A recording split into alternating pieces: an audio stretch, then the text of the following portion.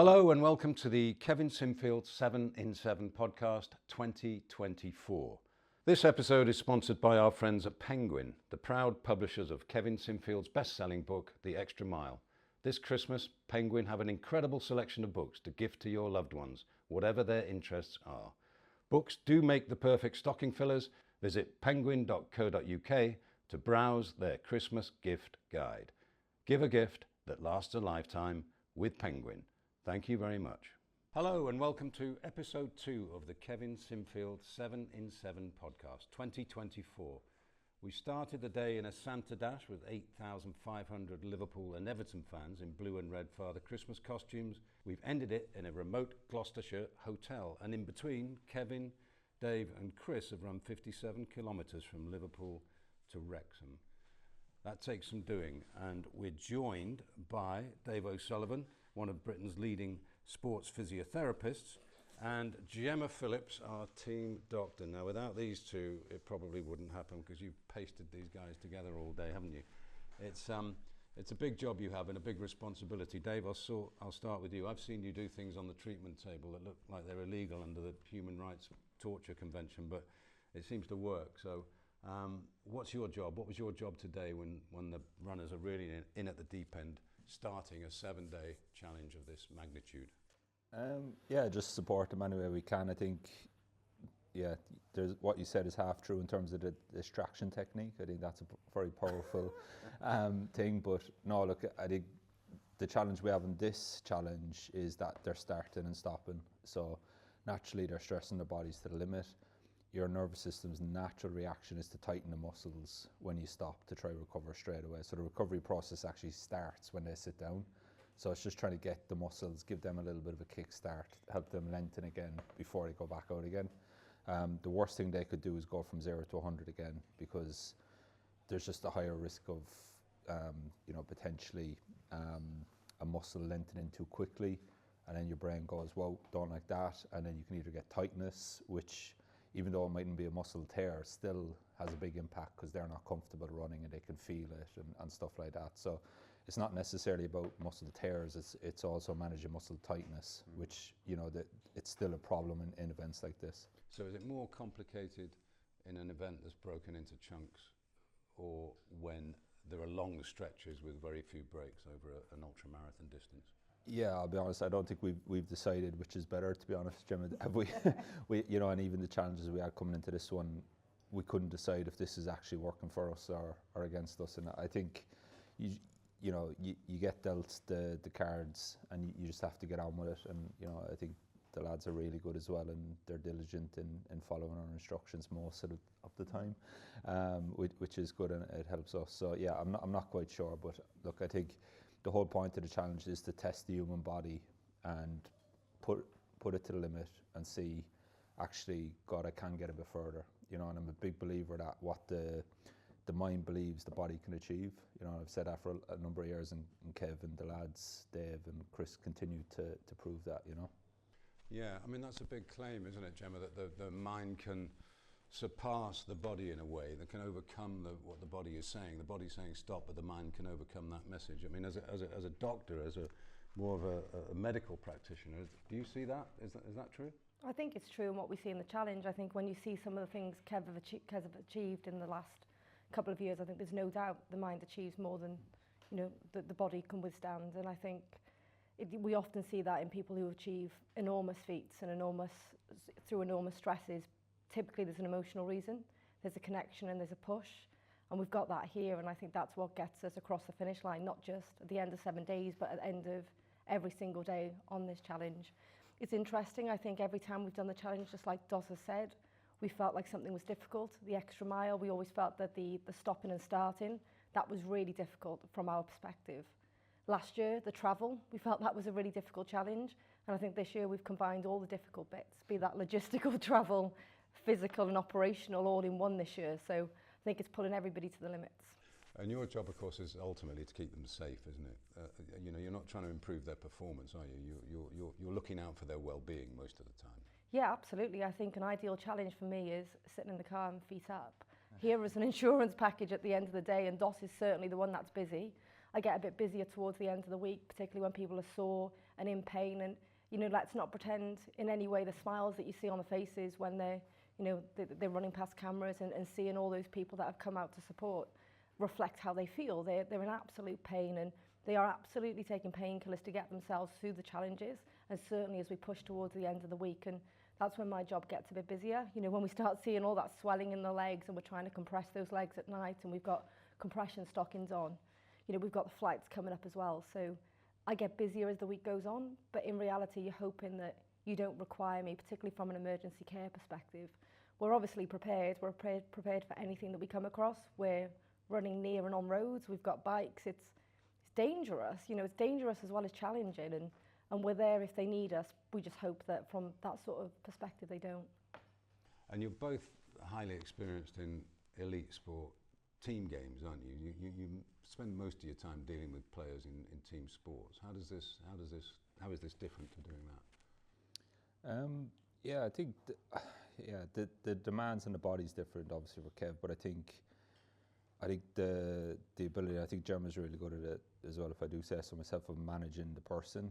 I think that's in Rugby League, Rugby Union, there's some very, how would I put this nicely, big characters, and Kev's a big character, you know, in his own right, and I think because we've known him for so long, you know, like when you need to have a word with him, or when you just let him have his little rant when he needs it, or you need to give him space. So it's very much all about knowing the person in front of you, and I think that's, you know, it doesn't really matter whether it's rugby or whether it's a solo sport. It's knowing the person, knowing when to push or when to back off, and kind of looking at the person in front of you, because it's highly emotional, and emotions can get the better of you, and that's, you know, that's part of life in everyday life, not just this environment. But I think in this environment there's a lot of pressure on Kev and the lads to perform. So, you know, I think he can be forgiven, and I think he does a really good job actually of containing you know, his emotions. I mean, you're very cool under pressure, I've noticed. You know, if there is the suggestion of a crisis, you go in there, you're very composed with him and with all the runners, and you give them the impression that you can sort them out, you can solve the problem they have. Is that part of your method? Yeah, definitely. I mean, you have to fill them with confidence. I mean, we've had some challenges coming into this, and myself and Gemma discussed, and we sat down with Kevin. We had to be very realistic with him as well. So I'll always look at it as a challenge and be positive, and grow up mindset and go, right, what can we do? What are the bits we can control? But there was situations coming into this run where we had to be, you know, pretty truthful with him and say, actually, there's a chance that you mightn't be able to do this.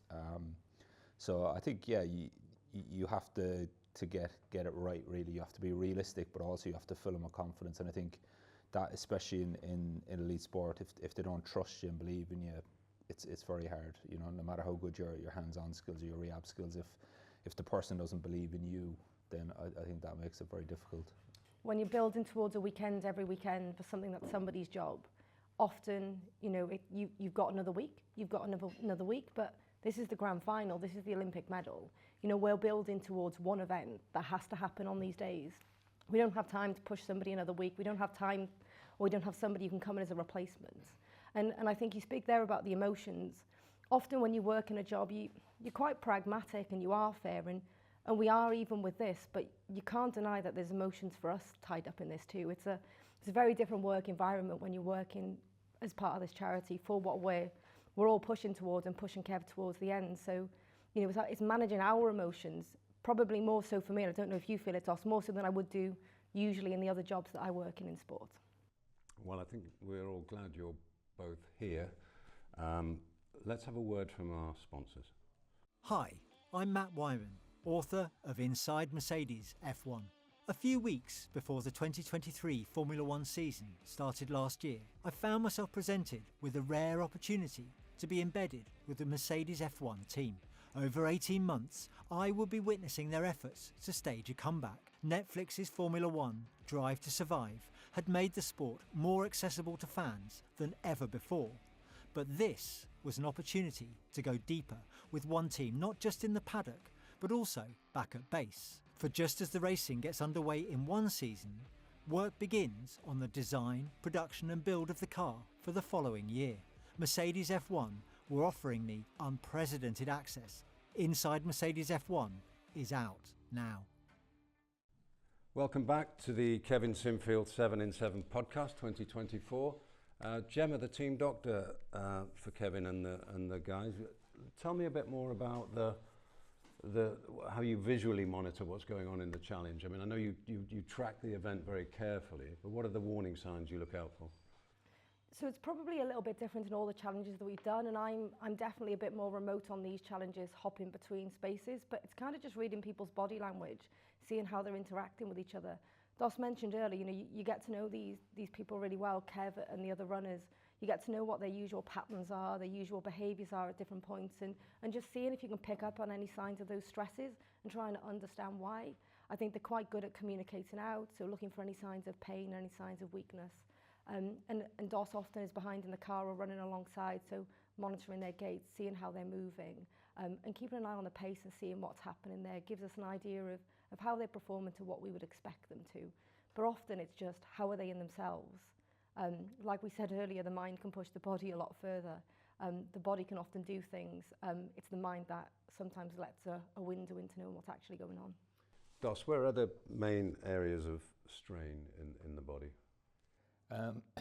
For an endurance event, your soleus muscle is a massive muscle that takes a lot of your body weight, your quads, and you know, if you've seen any footage of me working on Kev or the lads, they're the tissues I'll focus on first and foremost, because they're the big ones that are going to do a lot of work. So for me, they're going to hit a certain threshold, and when they go over that threshold, that's usually when pain or compensations happen. So it's just about trying to keep those under the threshold.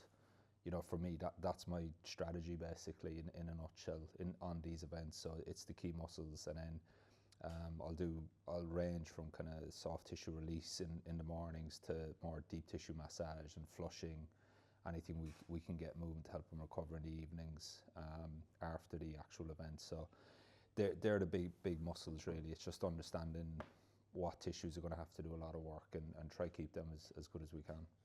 James, our nutritionist at the end of the table, will be talking to him later in this series, but nutrition, a good nutritionist helps you too quite a lot, doesn't it? Because you know that they're getting the right fuel.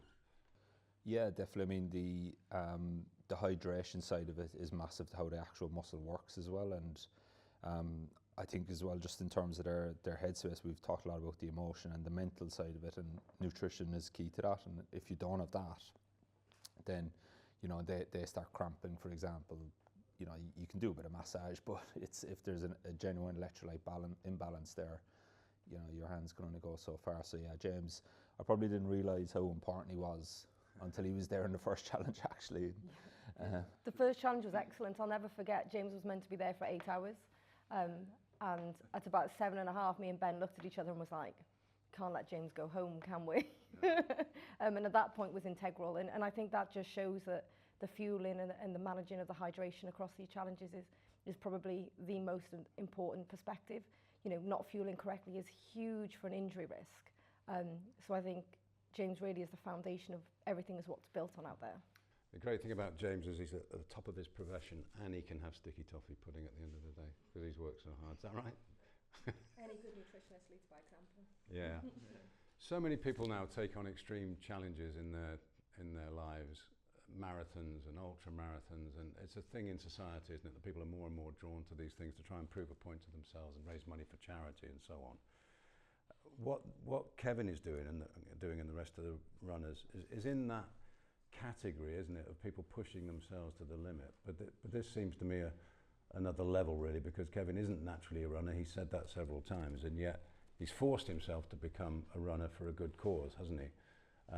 And physically, he's built like a rugby league player, and he's done interval training all his life, as he said. But isn't it remarkable that he can run to the level he does and with the consistency that he does, and to complete every challenge in the way that he does? I mean, you must kind of marvel at his strength and his determination.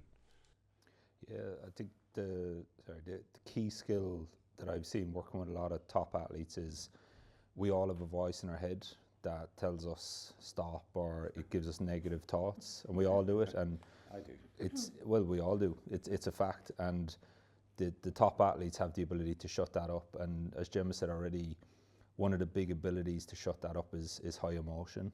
And I think he plays on his emotion really well, but he uses his emotion really well to shut that voice up. And there's a time in today, and there'll be a time tomorrow where and this is physiologically in all of us, where your muscles are going to scream to your higher centers to command your attention to go, I'm doing a lot of work here, I need to stop. And that message is constantly coming, probably from halfway through the run tomorrow. So his ability to shut that up, you know, he's going to go through that period probably 10 times tomorrow. But I think the skill that he's probably had and the practice of doing that in pre-season trainings, in other situations, will definitely have helped him. And I think that's what he's done really well. And Rob done it really well. And a lot of guys on that team over the years, you know. So I think that's a really big skill that he has. But I think he's taken it to the next level now. It's also applying himself. Let's not forget what we see is Kev running these 7 ultramarathons in 7 days. They don't start this morning. They started a long time ago. That training, that application, that dedication, putting in time and time, hours and hours, that starts then. And we see the fruits of that labour now. It's tough now, but it's been tough for months. And I think we mustn't forget that it's not just about these 7 days, what this is built on. Yeah, I was going to say, the character we saw in him as a rugby player is the person we see in these challenges. And you would think that after 20 years of applying that kind of character in what is effectively a combat sport, that you'd want to break from it. But it's so much in his nature, isn't it, to take on challenges and to defeat them, that he's carried it through into this running brilliantly, hasn't he? And raised more than £10 million for MND. That's the whole point of it, isn't it? When you've got a cause, it's presumably a bit easier.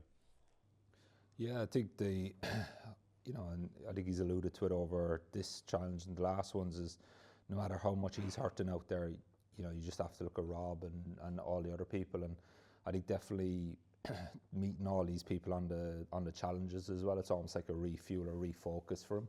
You know, whoever bangs that drum, there's a story there as well. And, you know, as I said, I think that gives him a lot of focus and stuff. And probably my fondest memory of him, I don't know if it was last year because they're all rolling into one, was when he took off up the hill outside Middlesbrough, wherever that was, and it was just unbelievable. It was one of the, probably my favourite sporting moment, if I'm being honest, where he was hurting, and he was like, you could tell he was pissed off, and he went up the hill, he left all the other runners. I was just like, whoa, what's going on here? And you know, that's probably one of my favourite sporting memories, but that's an example. He was hurting.